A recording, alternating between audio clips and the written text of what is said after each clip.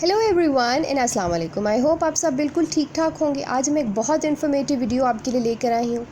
FPSC ने recently subject specialist की कुछ जॉब्स अनाउंस की हैं, उसके बारे में अब मैं आपको एक गाइडलाइन देना चाहूँगी कि आप कहाँ से तैयारी करें और किस तरह से आप तैयारी शुरू करें। लास्ट जो मैंने वीडियो बनाई थी वो एक जर्नल डिस्कशन वीडियो थी, जिसमें मैंने आपको ये बताया था कि पीपीएससी और एफपीएससी के सब्जेक्ट स्पेशलिस्ट की या लेक्चरर्स की जॉब आएँ तो आप उसके लिए कैसे तैयारी कर सकते हैं। बिकॉज़ मैंने ये टेस्ट दिए हैं, क्लियर भी किए हैं, अल्हम्दुलिल्लाह I am working as a lecturer in government college. So मैं आपको जो मेरा अपना पर्सनल एक्सपीरियंस है उसकी बेस पर मैं आपको गाइड कर सकती हूँ कि आपको किस तरह से तैयारी शुरू करनी चाहिए। पीपीएससी और एफपीएससी में थोड़ा सा फ़र्क है, वो इस तरह से कि पीपीएससी में कोई डिफ़ाइंड सिलेबस नहीं होता। आपको कह दिया जाता है, कोई भी जॉब्स अनाउंस होती हैं, वैकेंसीज़ बता दी जाती हैं और आपको ये पता होता है कि जी आपने बीएससी, एफएससी, मैट्रिक और कुछ टॉपिक्स एमएससी के आपने टच करने हैं और आपने तैयारी करनी है। प्रैक्टिकल्स भी आपने देखने हैं एफएससी एंड बीएससी के, तो आपकी तैयारी हो जाएगी। लेकिन जो एफपीएससी है इसका थोड़ा सा डिफरेंट पैटर्न होता है पेपर सेटिंग का। वो इस तरह से कि जब ये जॉब्स अनाउंस करते हैं तो इसके कुछ टाइम के बाद ये सिलेबस, हर जॉब के लिए सिलेबस बताते हैं। ठीक है, जो भी जॉब होगी उसके अकॉर्डिंग ये सिलेबस आपको दे देंगे। जो सब्जेक्ट स्पेशलिस्ट की जॉब्स हैं इसमें वो आपको कुछ चैप्टर्स आपके जो अगर फॉर एग्ज़ाम्पल मैं केमिस्ट्री की बात करूँ तो अक्सर ये लोग थर्मोडायनेमिक्स सॉल्यूशंस हो गया, एनालिटिकल केमिस्ट्री का कोई टॉपिक हो गया, ठीक है, ग्रीन केमिस्ट्री हो गया, इस तरह के कुछ चैप्टर्स वो आपको दे देते हैं, कुछ टॉपिक्स आपको दे देते हैं और उन टॉपिक्स को आपने एमएससी लेवल पे जो आपने पढ़ा है, एमफिल में अगर उससे रिलेटेड कुछ पढ़ा है, बीएससी में पढ़ा है, एफएससी में पढ़ा है, चाहे किसी भी क्लास में आपने पढ़ा है, लेकिन उन टॉपिक्स को आपने कवर करना होता है, राइट। पीपीएससी में ऐसा बिल्कुल नहीं है। वहाँ पर आपको पता है कि आपके बेसिक्स पूछा जाता है। वहाँ पे आपसे पूछेंगे, बाज़-औक़ात कुछ मैट्रिक की बुक से कोई क्वेश्चन आया हुआ होता है, बाज़-औक़ात एफएससी के बुक से आए हुए होते हैं कुछ क्वेश्चंस, एंड समटाइम्स वो बीएससी की बुक से बहुत ज़्यादा एरिया कवर करते हैं आपके पेपर में। लेकिन एफपीएससी में आपने फोकस करना है कि कुछ दिन तक आप जब अप्लाई करते हो, कुछ दिन तक वो सिलेबस भी आपको दे देंगे। आपने ये फोकस करना है कि जो सिलेबस उन्होंने दिया है उसको आप जितना उसके बारे में पढ़ सकते हैं। फॉर एग्ज़ाम्पल अगर थर्मोडायनेमिक्स, मैं केमिस्ट्री की बात करूँगी, अगर थर्मोडायनेमिक्स उन्होंने आपको दी, आप स्टार्ट लें मैट्रिक से, ग्रास रूट लेवल से।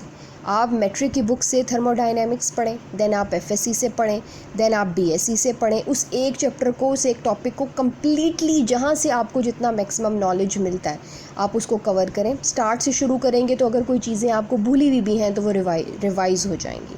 आप मैट्रिक से शुरू करें और एमएससी तक, टिल एमएससी थर्मोडायनेमिक्स के बारे में आपने जितना पढ़ा है आप उसको स्टडी करें थॉरोली, क्योंकि एमसीक्यूज़ आप उस वक्त तक अटेम्प्ट नहीं कर सकते जब तक आपकी थॉरो स्टडी नहीं होगी। मेरा अपना पर्सनल एक्सपीरियंस ये है कि अगर एक टॉपिक है और आप जस्ट एमसीक्यूज़ की बुक्स लेते हैं और उनको पढ़ना शुरू कर देते हैं, आपको उसका बेस ही नहीं पता है, आपको उसकी बेसिक डेफिनेशन ही नहीं पता है, आपको उसका फॉर्मूला ही नहीं पता है, तो आप फिर कैसे वो एमसीक्यूज़ अटेम्प्ट करेंगे?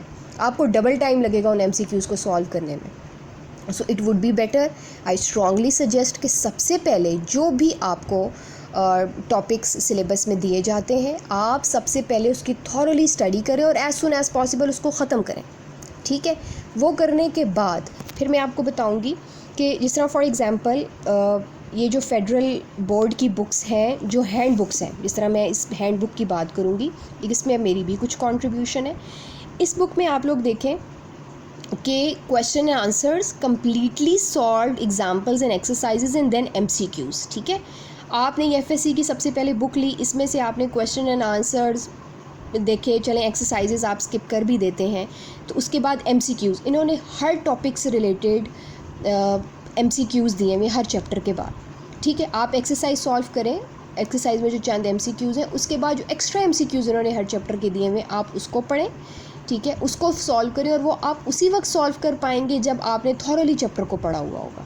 ठीक है, सो इस तरह की और भी बहुत सी मिल जाती हैं, डोगर सन्स की बुक्स मिल जाती हैं जिसमें उन्होंने पहले पूरे चैप्टर को डिस्कस किया हुआ होता है, उसके बाद उसके कुछ एमसीक्यूज़ उन्होंने एक्स्ट्रा एमसीक्यूज़ दिए हुए होते हैं, क्योंकि पेपर्स में मोस्टली एमसीक्यूज़ ही आते हैं। इसी तरह कुछ और भी बुक्स मिल जाती हैं। फॉर एग्ज़ाम्पल ये लेक्चरर गाइड है केमिस्ट्री की, इसी तरह हर सब्जेक्ट की मिलती है, बायो की, फ़िज़िक्स की, डोगर सन्स की है ये। इसमें भी बिल्कुल इसी तरह है कि स्टार्ट में इन्होंने कुछ डेफिनेशंस दी हुई हैं और उसके बाद इन्होंने एक्स्ट्रा MCQs दिए हुए हैं जो आप लोग खुद सॉल्व करें और एनालिसिस करें कि आप कहाँ स्टैंड करते हो, आपको कितना आता है। ठीक है, फिर इसी तरह टेस्ट योर केमिस्ट्री, ये बुक भी बहुत अच्छी है। अगर आपको ये लगता है कि आपकी बड़ी अच्छी प्रिपरेशन हो गई है और अपने आप को आप टेस्ट करना चाहते हो कि आप टेस्ट में फॉर एग्जांपल बैठे हुए हो, तो टेस्ट योर केमिस्ट्री इस बुक को भी आप देख सकते हो। सो इन शॉर्ट कहने का मकसद सिर्फ मेरा ये है, शॉर्टली मैं आपको ये कहना चाहूँगी कि FPSC के टेस्ट की, सब्जेक्ट स्पेशलिस्ट की जब भी आप तैयारी करें, चाहे आप किसी भी सब्जेक्ट के हो, आप स्टार्ट लें। जो भी टॉपिक्स उन्होंने लिए हुए हैं आप यूँ समझें, क्योंकि वो बहुत कम टॉपिक्स, बहुत फ्यू टॉपिक्स आपको देते हैं। ठीक है, मैं आपको जिस तरह केमिस्ट्री का मैं जिक्र कर चुकी हूँ, जिस तरह थर्मोडायनेमिक्स दे देंगे, क्वांटम केमिस्ट्री दे देंगे, ग्रीन केमिस्ट्री दे देंगे, इसी तरह 4-5 और चंद चैप्टर्स जो हैं वो आपको वो देंगे, टॉपिक्स देंगे। आप उनको जहाँ से स्टडी कर सकते हैं करें मैक्सिमम। और फिर उसके बाद जो आपकी FSC, BSc, MSc की बुक्स हैं जिनमें MCQs इस तरह से दिए गए हैं, आप उसको निकालें और उसको पढ़ें। ठीक है, सो आई होप इंशाल्लाह ताला अगर आप इसको फॉलो करेंगे तो अल्लाह ताला आप सबको कामयाब करेगा। Wish you good luck. और कोई और क्वेश्चन हुआ तो आप लोग कमेंट्स में ज़रूर बताइएगा। And last but not least, subscribe to my channel for more informative videos. इंशाल्लाह आपके साथ फिर मैं हाज़िर होंगी कोई और अच्छी सी वीडियो के साथ। अपना ख्याल रखिएगा, दुआ में याद रखिएगा। Good luck for all of you. Thank you so much. अल्लाह हाफ़िज़।